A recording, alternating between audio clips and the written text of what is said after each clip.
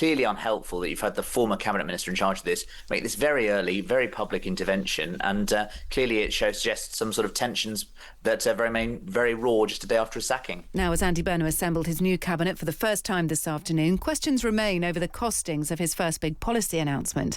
Just hours after the Prime Minister pledged to cut energy bills by scrapping VAT on electricity bills from October, the former Chief Secretary and key ally of Sir Keir Starmer, Darren Jones, claimed the plan to fund the cut by scrapping the digital ID scheme wouldn't work because that ID scheme was uncosted. Labour sources have since described Jones's intervention as mad and just weird.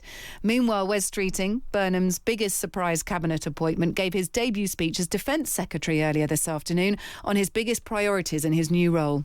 My focus is on maximising our deterrence and ensuring that, should deterrence fail, we're ready to fight and win alongside allies. That means reindustrialisation and building back up our production capacity so we can give our armed forces the kit they need, as well as building and buying British so that we deliver good jobs in communities in every part of our country. Well, let's speak to the Deputy Political Editor at The Spectator, James Heale. Good evening, James.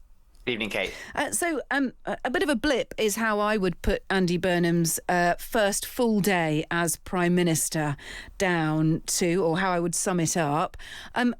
Just explain whether he can ride it out. Number 10 saying, actually, we think this is fine and we've got the funding for it, and not really saying where that came from. This is the 5% VAT cut to electricity on energy bills. Yes, well, I mean, they would say that, wouldn't they? I mean, this is the first day of the new government. They're going to try and find the money from somewhere. Look, I think there's always a degree of kind of Whitehall accounting going on when it comes to finding the figures for this stuff, particularly, obviously, given the prominence Andy Burnham's first day in office. They won't want to make him look like he's not across the detail, but clearly unhelpful that you've had the former cabinet minister in charge of this make this very early, very public intervention, and clearly it suggests some sort of tensions that remain very raw just a day after a sacking. Yeah, look, I mean, factionalism, the issue of that is back as soon as it was done with, wasn't it? It was declared over by Andy Burnham and it was back within 12 hours. And there are discussions tonight, or certainly reports, that actually those loyal Starmerites, such as Darren Jones, could, as Louise Haigh did with her Tribune group, set up their own specific group, their own specific faction, formalise it. Yeah, absolutely. And of course, the irony was, in number 10, Keir Starmer didn't have a faction. Now he's out of it. He might gain one, acquire one. And there is a sort of lesson here, isn't there? I think that when you get a prime minister who takes over and their position is uncertain, be that Rishi Sunak after Liz Truss, be that Margaret Thatcher in the early days, you tend to keep those of a different faction inside the tent, try to sort of work with them. And I do think that maybe one or two more ministers could have been kept on to avoid looking a little sort of vituperative. Andy Burnham loves to talk about unity, but of course it's unity. It's my way or the highway. And I do wonder perhaps if there was a sense of bloodletting gone too far when they were looking at the reports of last night. Andy Burnham said that his will be a cost of living government. He wants that at the front and centre of every consideration. But there are now conversations. It's not just that VAT element on electricity bills. It's also some of the other reforms that we've started to hear about. The question of how it's going to pay for has arisen pretty quickly. Now, they insist that they will not announce everything without announcing at the same time how it's paid for. But we will get to the point, will we not, when the sums just don't add up. If that's the case, they will not be able to announce anything without making some serious cuts or without increasing taxes. Yeah, absolutely. And you look at the kind of history of Labour governments, with the exception of New Labour, it's always been a case of trying to avoid fiscal crises. They very rarely always seem to run into difficulties. And I think that that's what we're going to have now, is the challenge of what do you do in your Labour government without much money to spend. We can talk about how we've got here, but the reality is that Andy Burnham is a very good communicator, but if he's very much boxed in. He's appointed John Heale, who's obviously been very talking much about the need to increase defence spending. You've obviously got those 2024 tax commitments and the refusal to raise income tax, national insurance. And so I think that it's going to be difficult to see what Andy Burnham can do to kind of maximise his freedom of manoeuvre. And as you say, Kate, we'll be all looking at all the books. It's not just us, of course, it's the markets too. And given the UK economy It's not a reserve currency. It's a G7 economy, but it's one where, you can think the markets might want to make an example out of us.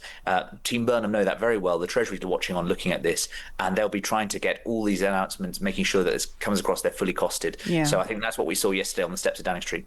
There are reports too that we will soon hear measures to cap bus fares to £2, that there'll be a business rate reduction as well, that these are imminent policies. Again, they have to be announced, fully funded. That is the intention of this new government as we understand it. What else do you think we might get soon? It feels to me that Andy Burnham might try and sort of take a note out of Donald Trump's book, but in a different way, rather than signing executive orders, that Burnham will introduce lots of, small measures to help with cost of living. It won't be anything bombastic, but the overall picture, James, will be we're doing something every day, every week to try and help. Yeah, absolutely. I think that's a good way of putting it. It's going to be a lot of things from day one orders. They talk in America about the first 100 days. You're going to see a similar thing over the next 3 months, rolling into conference season. I also think we saw at that speech yesterday a lot of hand-holding. He was talking about the 10-year plan. He's going to announce that in a few months' time. So I think a lot of these day one measures help with the cost of living and also help with the narrative as well, because it suggests that they do know what they're doing. They are going to have something to kind of fill the political void.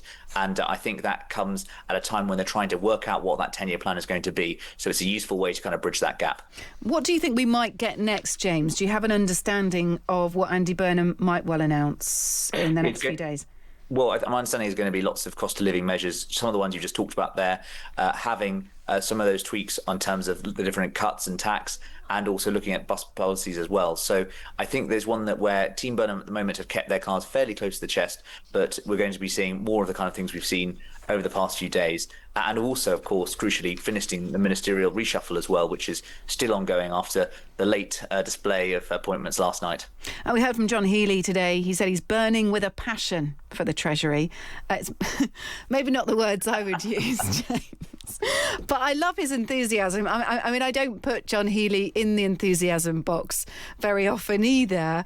What do you make of John Heale as Chancellor? We played a clip of him right at the start of the show where he was sort of talking about fiscal responsibility and sounding pretty boring, and now he's burning with a passion for the Treasury. What do you make of that appointment? I mean, talk about fiscal stimulus. I'm delighted John is very excited with his new role. I mean, look, this guy's been in Parliament for 29 years, 5-year spell as a junior Treasury Minister. This is the big job, and he is someone who was seen as the archetypal Labour man, safe pair of hands. The Chancellor of the Exchequer is probably the top job we ever dreamed of. He is now going to be the second most senior figure in this government. There have been some briefings suggesting that's because Andy Burnham wants to be his own Chancellor, doesn't want to have someone who's going to be a rival next door. That may be the case, but we've seen, I think, the last time we had a Labour coronation was Gordon Brown, and who did he put in there next door? It was Alistair Darling, and Alistair Darling became a very powerful figure in his own right, very much seen as kind of the fiscally credible one by the end of the government in some ways. So I do think that it may be the case that John Heale isn't a household name, even in his own household right now, but I suspect after a couple of years of Burnham government, he may